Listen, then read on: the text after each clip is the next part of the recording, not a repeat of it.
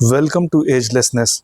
Russia और Ukraine के बीच वॉर को शुरू हुए 3 साल से ज़्यादा का समय हो चुका है।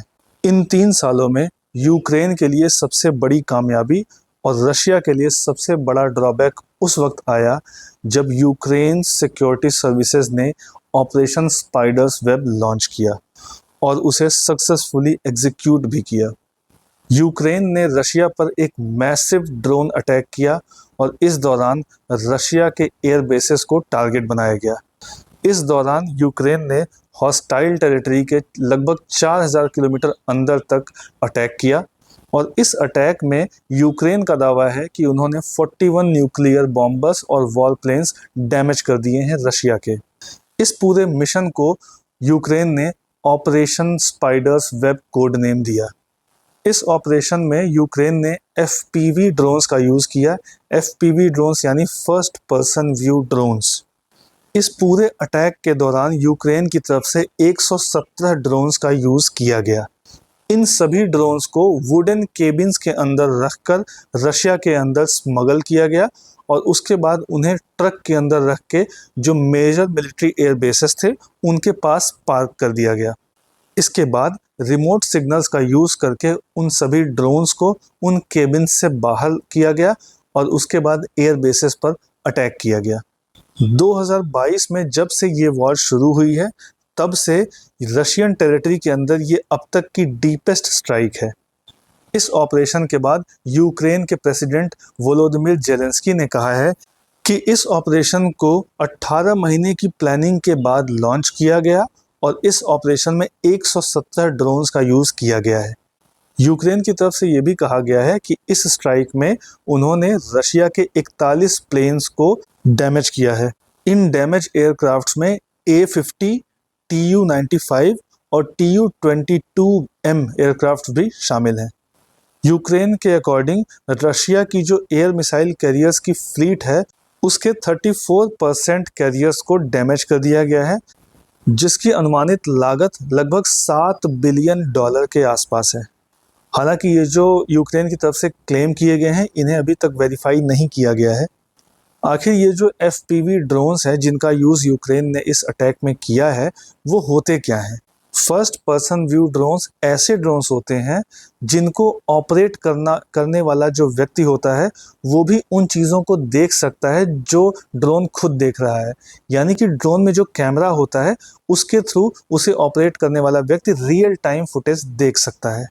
इन ड्रोन्स को रिमोटली कंट्रोल किया जा सकता है और इसमें जो कैमरे लगे होते हैं उसके थ्रू रियल टाइम जो फुटेज होती है वो किसी भी डिवाइस पर देखी जा सकती है, चाहे वो स्मार्टफोन हो या कोई दूसरी डिवाइस हो जिसे उस ड्रोन से कनेक्ट किया गया हो। एग्जाम्पल के तौर पर आप देख सकते हैं कि जो शादी वगैरह में जो ड्रोन्स यूज़ होते हैं वो भी इसी तरीके से ऑपरेट होते हैं, क्योंकि उनको भी ऑपरेट करने वाला व्यक्ति रिमोट से उन ड्रोन्स को कंट्रोल करता है और उसके अलावा ड्रोन्स की जो रियल टाइम फुटेज होती है, जो वीडियोस होती हैं, वो उसके पास टेलीकास्ट हो रही होती हैं। तो इस तरीके से ये जो FPV ड्रोन्स जो यूक्रेन ने लॉन्च किया है ये भी इसी तरीके से ऑपरेट होते हैं। इन ड्रोन्स की रेंज बहुत ज़्यादा नहीं होती है, इनकी रेंज 5 से 20 किलोमीटर के आसपास होती है। यही रीज़न है कि इनको ट्रक से लाद के उन एयर बेसेस के पास लाया गया, क्योंकि इतनी दूर वो ऑपरेट कर नहीं सकते कि यूक्रेन से ही उन्हें ऑपरेट किया जाए और वो रशिया के अंदर अपने ऑपरेशन को अंजाम दें। इन ड्रोन्स का एक ड्रॉबैक भी होता है। ड्रॉबैक ये होता है कि ये ड्रोन्स अपने आसपास की सराउंडिंग्स को नहीं देख सकते। इसका मतलब ये हुआ कि इसे ऑपरेट करने वाला जो व्यक्ति है वो इसके आसपास की सराउंडिंग्स को नहीं देख सकता, क्योंकि इसमें जो कैमरा लगा हुआ है वो जो देखेगा वही उसे ऑपरेट करने वाला ऑपरेटर भी देखेगा। इस तरीके से इसके थ्रू सिचुएशनल अवेयरनेस जो है बहुत ही लिमिटेड होती है, यानी कि इन ड्रोन्स में 360 डिग्री व्यू नहीं होता। इसका एक और ड्रॉबैक है, वो ये है कि इसकी लिमिट बहुत कम होती है, ये लगभग 20 किलोमीटर के आसपास ही जा सकता है। इस केस में भी आपने देखा कि जो ड्रोन्स थे उन्हें स्मगल करके रशिया में काफ़ी डीप ले जाया गया ट्रक्स के थ्रू और उन्हें वुडन केबिन्स के अंदर रखा गया था ताकि वो वहाँ तक पहुँचाए जा सकें। उसके बाद उन्हें वहाँ से पास से लॉन्च किया गया, क्योंकि इसकी जो रेंज होती है वो काफ़ी कम होती है। लेकिन इसका एक फ़ायदा ये है कि ये बहुत ही सस्ता होता है बहुत ही ईजी टू यूज़ होता है। चूँकि ये ड्रोन्स जो होते हैं वो काफ़ी कम एक्सपेंसिव होते हैं, यही रीज़न है कि यूक्रेन ने बहुत ही कम पैसे खर्च करके रशिया को बिलियंस का नुकसान पहुंचा दिया। चूँकि इन ड्रोन्स में 360 डिग्री व्यू नहीं होता, ये अपने आसपास की जो सराउंडिंग्स हैं उनको नहीं देख सकते, इसीलिए इन ड्रोन्स के आगे एक ट्रोही ड्रोन को भेजा जाता है जो आसपास की जो सराउंडिंग्स होती हैं उनको रीड करता रहता है। उसके बाद एक सेफ पैसेज के थ्रू इन ड्रोन्स को भेजा जाता है और ये अपना जो टारगेट होता है वहाँ पर अटैक करके ये वापस आ जाते हैं, या फिर अगर ये आत्मघाती ड्रोन्स होते हैं तो वहाँ पर जाकर ये डैमेज कॉज कर देते हैं। रीसेंट टाइम्स में पूरी दुनिया में जो भी कॉन्फ्लिक्ट्स हो रहे हैं उसमें एरियल कॉम्बैट का रोल बहुत ही ज़्यादा बढ़ गया है, उसमें भी ड्रोन वॉरफेयर बहुत ही ज़्यादा एडवांस होती जा रही है और उसका रोल भी बहुत ही तेज़ी से बढ़ता जा रहा है। इसका एग्जाम्पल आप यूक्रेन और रशिया वॉर में तो देख ही रहे हैं। इसके अलावा हमास और इजराइल के बीच जो कॉन्फ्लिक्ट चल रहा है वहाँ पर भी ड्रोन वॉरफेयर का रोल बहुत ही ज़्यादा बढ़ा हुआ है। इवन हमास जैसा संगठन भी ड्रोन अटैक्स कर रहा है। दूसरी तरफ मई में जो इंडिया और पाकिस्तान के बीच कॉन्फ्लिक्ट हुई 3 से 4 दिनों की, उसमें भी ड्रोन वॉरफेयर का रोल बहुत ही ज़्यादा रहा। इंडिया की तरफ से पाकिस्तान के अंदर जो प्रिसिशन स्ट्राइक्स की गई वो भी ड्रोन के थ्रू ही की गई थी।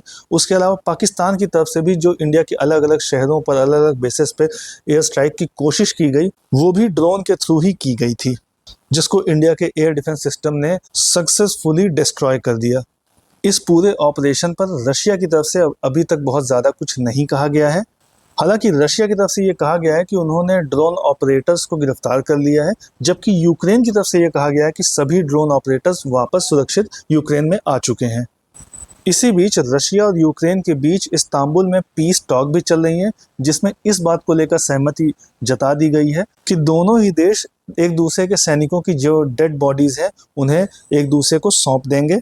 लेकिन युद्ध विराम को लेकर रशिया की तरफ से साफ साफ पहले भी कह दिया गया था कि उसकी सिर्फ एक शर्त है कि यूक्रेन बिना शर्त के सरेंडर कर दे।